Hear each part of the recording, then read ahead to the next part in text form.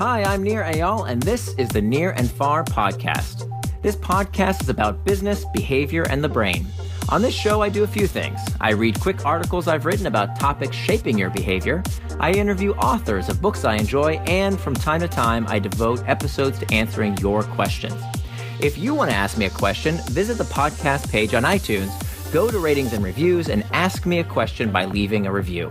I promise to read it and possibly include your question in a future episode, so please, ask me anything. Now, enjoy the episode, and for more, you can always visit me at nearandfar.com. Need motivation? Make a price pact. Written by Nir Eyal, narrated by Johnny Heller. This highly effective technique harnesses the power of loss aversion to help you reach your goals. Probably the only research paper I'll ever call delicious is one called A Tale of Two Pizzas.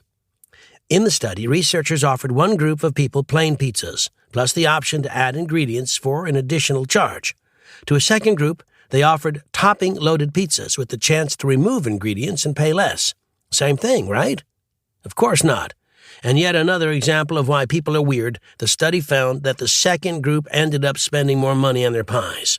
The reason is something called loss aversion. People are more bothered by the idea of losing something they already have than by getting something they don't. Loss aversion is also the principle at play in one of my favorite goal achievement tools, price pacts. The power of price pacts. Pacts are a highly effective type of pre-commitment for changing behavior. A pre-commitment is a pledge that removes a future choice to overcome unwanted impulses. A price pact, for instance, involves putting money on the line to encourage us to do what we say we will. If you stick to your intended behavior, you keep the cash. If not, you forfeit the funds. It sounds harsh, but the results are stunning. A study published in the New England Journal of Medicine illustrated the power of price pacts by examining 3 groups of smokers who were trying to quit. The first group was offered educational information and traditional methods, such as free nicotine patches, to encourage smoking cessation. After 6 months, 6% of people in the control group had stopped smoking. The second group, called the reward group, was offered $800 if they had stopped smoking after 6 months. 17% of them were successful. The third group provided the most interesting results. Participants in this group, called the deposit group, were required to deposit $150 of their own money with a pledge to be smoke-free after 6 months. If, and only if, they reached their goal, they would receive the $150 deposit back. In addition to recouping their cash, the successful deposit group participants would also receive a $650 bonus prize from their employer. The results? Of those who accepted the deposit challenge, an astounding 52% met their goal. One would imagine that a greater reward ought to lead to greater motivation to succeed. So why would winning the $800 reward be less effective than winning the $650 reward plus the $150 deposit? One of the study's authors wrote, "People are typically more motivated to avoid losses than to see gains. The pain of losing outweighs the pleasure of winning." As in the pizza study, loss aversion led to some unexpected behavior changes. How to use losing to win. We can harness the power of loss aversion in other ways. A few years ago, I was frustrated at the number of excuses I was making for not exercising regularly. At the time, going to the gym couldn't have been easier.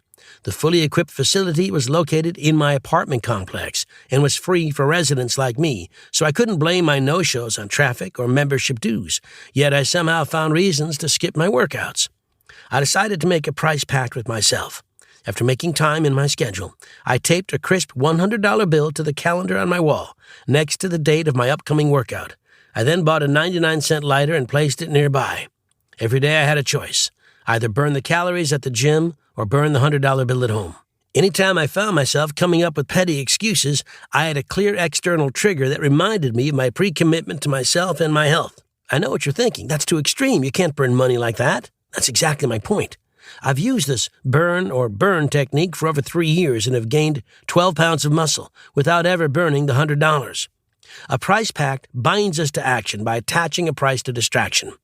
The exact dollar amount doesn't matter so long as its loss is enough to hurt, and the pact needn't be limited to smoking cessation, weight loss, or fitness goals.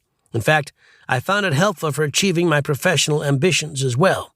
After spending nearly 5 years conducting research on my book, Indistractable, I knew it was finally time to start putting words to page. I nevertheless found it difficult to get down to writing each day, and instead found myself doing even more research. Even worse, I always found myself a few clicks away from mind-consuming media that was entirely irrelevant to my writing goals. Eventually, I'd had enough with my false starts, half-finished chapters, and incomplete outlines. I decided to put some skin in the game and enter a price pact to hold myself accountable. I asked my friend Mark to be my accountability partner. If I didn't finish a first draft of the book by a set date, I had to pay him $10,000. The thought of forfeiting the money made me sick to my stomach. Gone would be the vacation budget I'd set aside for my 40th birthday. Gone would be the fund reserved for my new adjustable desk. Most devastatingly, gone would be my book, a goal I so desperately wanted to achieve. A price pact is effective because it transports the pain of losing from a point in the distant future to the here and now.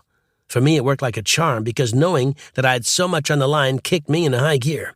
I committed to a minimum of 2 hours of distraction-free writing time, 6 days per week, added it to my schedule, and got down to work each day. In the end, I was able to keep my money and also publish my book. The pitfalls of price pacts. By this point, you may think price pacts are an impenetrable defense against distraction. Why not just make the cost of distraction so high that you always stay on track? But price pacts aren't for everyone in every situation. While they can be highly effective, they come with some pitfalls which you need to know and plan for. Pitfall number 1. Price pacts aren't good at changing behaviors with external triggers you can't escape. Some behaviors aren't suitable for changing with a price pact. These include cases in which you can't remove the external trigger associated with the behavior. For example, nail biting is a devilishly hard habit to break because biters are constantly tempted whenever they become aware of their hands. Such body-focused repetitive behaviors are not good candidates for price pacts. Similarly, attempting to finish a big project that requires intense focus while working next to a colleague who wants to continuously show you the latest photos of their super cute puppy is unreasonable. Price pacts work only when you can tune out or turn off external triggers. Pitfall number 2. Price pacts should only be used for short tasks. Implementing price pacts like my burn or burn technique work well because they require short bursts of motivation, a quick trip to the gym, 2 hours of focused writing time, or surfing the urge of a cigarette craving, for example. If we are bound by a pact for too long, we begin to associate it with punishment, which can spawn counterproductive effects such as resentment toward the task or goal. Pitfall number 3. Entering a price pact is scary. Despite knowing how effective they are, most people cringe at the idea of making a price pact in their own lives. I sure did at first. I struggled with committing to my burn or burn regimen because I knew it meant I would have to do the uncomfortable work of hitting the gym. Similarly, shaking Mark's hand and pledging to finish my manuscript made me sweat. Only later did I realize how illogical it was to resist a goal-setting technique that makes success so much more likely. Expect some trepidation when entering into a price pact, but do it anyway. Pitfall number 4. Price pacts aren't for people who beat themselves up. Despite being one of the most successful smoking cessation studies ever conducted, some 48% of the participants in the deposit group did not achieve their goal. Behavior change is hard, and some people will fail. Any program for long-term behavior modification must accommodate those of us who, for one reason or another, don't stick with it. It's critical to know how to bounce back from failure. Responding to setbacks with self-compassion instead of self-criticism is the way to get back on track. While trying a price pact, make sure you are able to be kind to yourself and understand that you can always adjust the program to give it another go. None of the 4 pitfalls negate the benefits of making a price pact. Rather, they are preconditions to make sure we use the right tool for the job. When used in the right way, price pacts are a highly effective way to stay focused on a difficult task by assigning a cost to distraction. Thanks for listening to this episode of the Near and Far podcast. You can always find more at my blog, nearandfar.com. And don't forget, if you have a question you'd like me to explore in a future episode, leave me your question in the form of a review for the podcast on iTunes.